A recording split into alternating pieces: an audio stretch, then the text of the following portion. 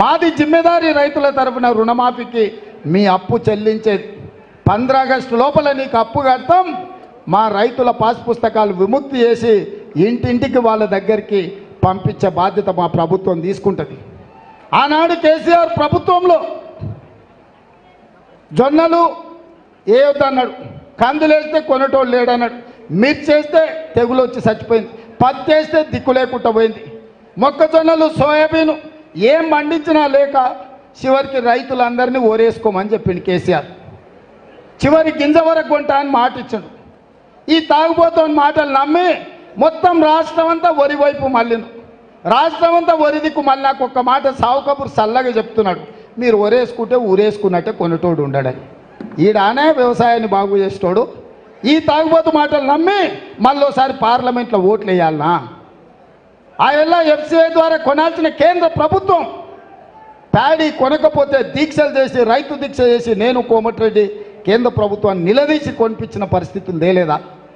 అందుకే ఈరోజు తెలంగాణ రైతులు పండించే ఒడ్లు కొనుగోలు చేయడమే కాదు, 500 రూపాయల బోనస్ ఇచ్చి మీ ఒడ్లు కొనే బాధ్యత మాది. ఎవరు ఒడ్లు పండించుకుంటారో మీరు పండించుకోండి అని చెప్పి నేను రైతులందరికీ విజ్ఞప్తి చేస్తున్నా. అందుకే మిత్రులారా, ఇవాళ రాష్ట్రంలో అన్ని నియోజకవర్గాలు కుటుంబ పెద్దగా అంటే పిసిసి అధ్యక్షుడు ముఖ్యమంత్రిగా నాదే. కానీ పెద్దలు చెప్పిన ఇంట్లో గెలిచి రచ్చ గెలవాలని. మరి మన ఇల్లు కొడంగలే కదా, మన కుటుంబం కొడంగలే కదా, మీరే కదా నా బలగం, నా బంధువులు. ఇవాళ మీరు 50,000 మెజార్టీ ఇవ్వకపోతే రేపు అసెంబ్లీలో పార్లమెంటులో ఏమంటారు?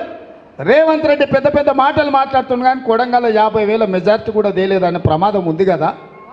అందుకే ఈరోజు నా కుటుంబ సభ్యులైన ప్రతి కాంగ్రెస్ పార్టీ కార్యకర్తకు ఏ వేదిక మీద ఉన్న నాయకులందరికీ నేను విజ్ఞప్తి చేస్తున్నా, రాబోయే 20 రోజులు అత్యంత కీలకం, అత్యంత ప్రాధాన్యతతో కూడుకున్న రోజులు. ఈ 20 రోజులు ఇప్పుడు నాకు మొత్తం లెక్క రాసిచ్చారు మా బొమ్మరాజపేట వాళ్ళే. మరి 25 తారీఖు నుంచి 5 తారీఖు అన్నాడు మా నరసింహ, ఎక్కువ రోజులు తీసుకున్నాడు. మరి మిగతా వాళ్ళంతా 20 తారీఖు నుంచి 30 తారీఖు లోపలనే డోర్ టు డోర్ చేస్తామన్నారు. మరి 30 తారీఖు తర్వాత మళ్ళీ 1-2 రోజులు సెలవు తీసుకొని మళ్ళీ 2వ రౌండ్ కూడా పోవాలి. నేను కార్యకర్తలకు ఒకటే సూచన చేస్తున్నా, ఇంటింటికి పోండి, వాళ్ళకి సిలిండర్ వచ్చిందా కనుక్కోండి, రైతు రుణమాఫీ ఉంటే